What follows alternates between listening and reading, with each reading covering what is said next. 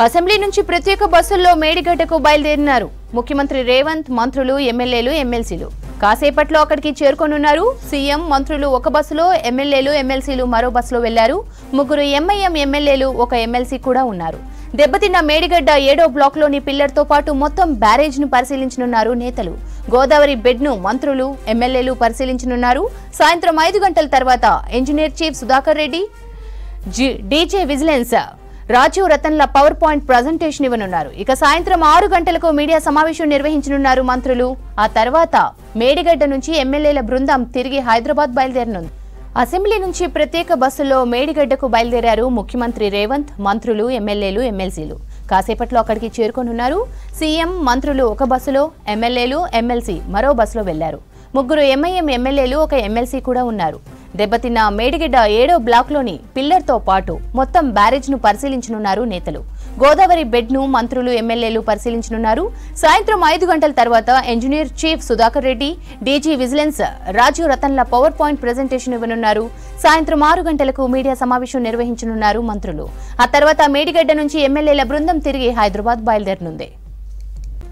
మరిన్ని డీటెయిల్స్ యాదగిరి అందిస్తారు. యాదగిరి, ఎంతసేపట్లో సీఎం, మంత్రులు, ఎమ్మెల్యేలు మేడిగడ్డకు చేరుకోనున్నారు?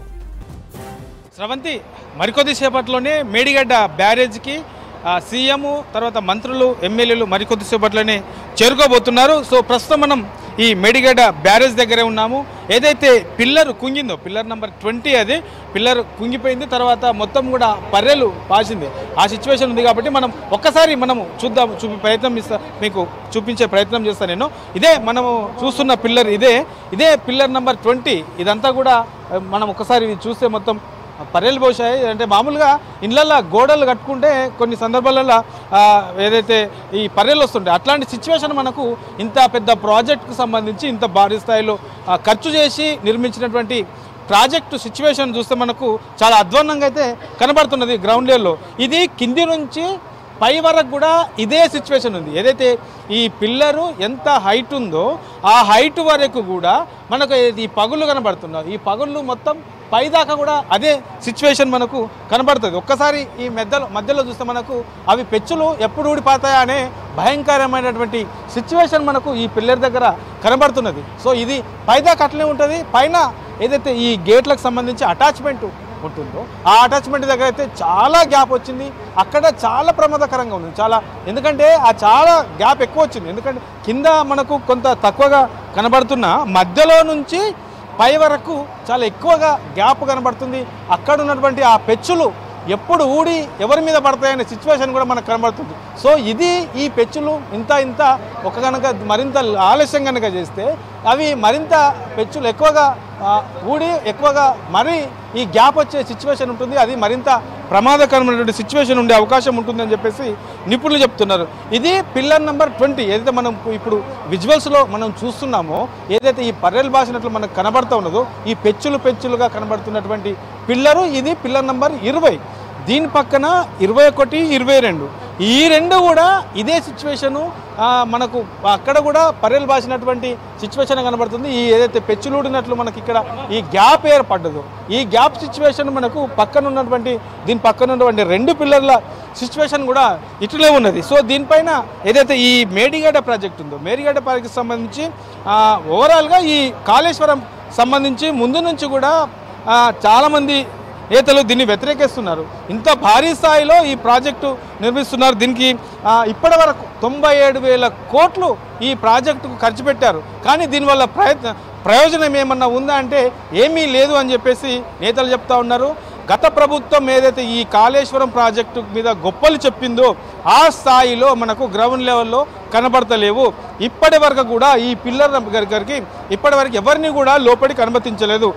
అసలు ఇక్కడ ఏం జరిగిందో కూడా బయటికి చెప్పే ప్రయత్నం చేయలేదు. బయటికి చెప్పకుండా దాచిన సిచ్యువేషన్ మనకు గత ప్రభుత్వ హయాంలో కనబడ్డది.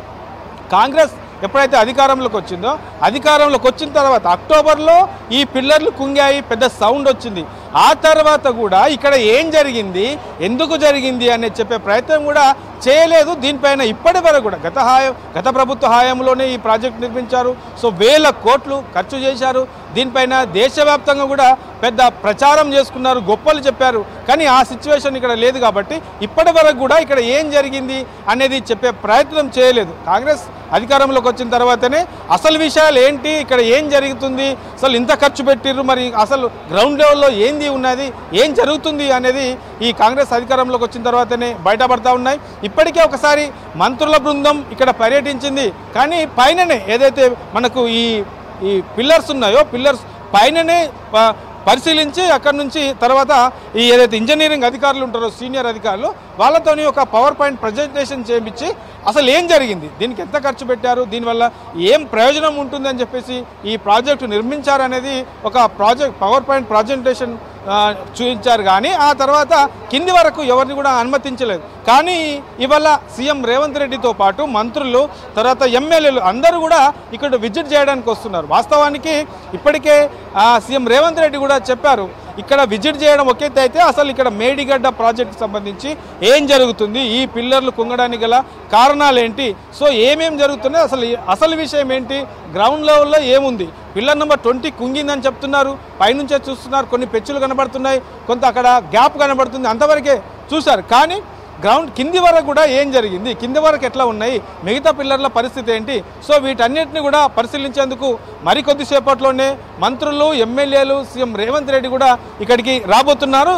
ఆ తర్వాత ఇక్కడ ఎమ్మెల్యేలకు ప్రతి ఒక్కరికి తెలవాలి, దాని తర్వాత తెలంగాణ ప్రజలకు కూడా అసలు ఈ ప్రాజెక్టుల పేరుతోని గత ప్రభుత్వం ఏం చేసింది, ఎంత ఖర్చు పెట్టింది, ఇక్కడ చేపట్టినటువంటి పనులు ఎట్లా ఉన్నాయి, నాణ్యమైనవా కావా, ఒకవేళ నిజంగానే నాణ్యమైనటువంటి పనులు చేస్తే ఇలా ఎందుకు ఈ పిల్లలు కుంగిపోతాయి, దీనికి కారణాలు ఏంటి, సో అసలు ఏం జరిగింది ఈ ప్రాజెక్టుల విషయంలో, గత ప్రభుత్వం మరి ఎంత నిర్లక్ష్యం వహించింది, ఎందుకు వహించాల్సి వచ్చింది అనే దానిపైన పూర్తి స్థాయిలో ఒక అవగాహనకు వచ్చిన తర్వాత మంత్రులకు ఎమ్మెల్యేలకు అందరికీ కూడా పూర్తి స్థాయిలో ఈ ప్రాజెక్టుల పైన ఒక అవగాహన కల్పించిన తర్వాత ప్రజలకు కూడా చెప్పే ప్రయత్నం చేసేందుకు కాంగ్రెస్ ప్రభుత్వం చేస్తుంది. అందులో భాగంగానే ఏదైతే మేడిగడ్డ బ్యారేజ్ ఉందో ఈ బ్యారేజ్ సంబంధించి విజిట్ను పెట్టారు. సో ఇవాళ పూర్తి స్థాయిలో ఈ గ్రౌండ్ లెవెల్లో ఏం జరిగింది, ఈ మేడిగడ్డకు సంబంధించినటువంటి ఈ కుంగుబాటు కారకులు ఎవరు అనే దానిపైన అవగాహన కల్పించే ప్రయత్నం చేయబోతున్నారు.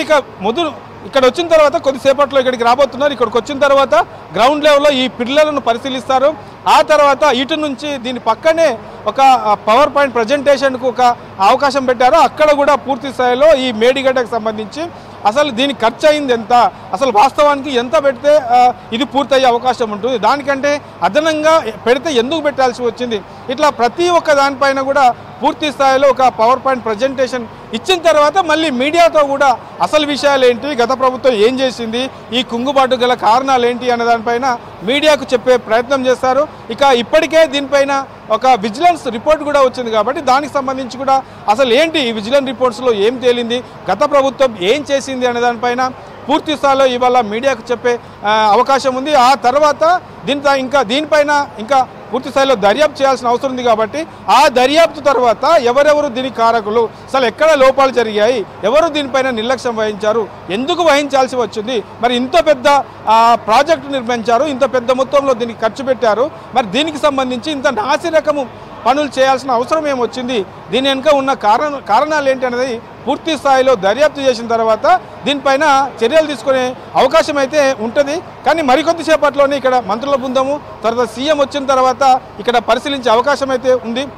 ఇక్కడ మీడియాతో పాటు ఇక్కడ తర్వాత పోలీసులు భారీ బందోబస్తు కూడా ఏర్పాటు చేశారు. గతంలో ఈ లోపలికి రావాలంటే ఇదంతా కూడా వాటర్ ఉంటుండే, లోపలికి వచ్చే సిచ్యువేషన్ కూడా లేకుండే.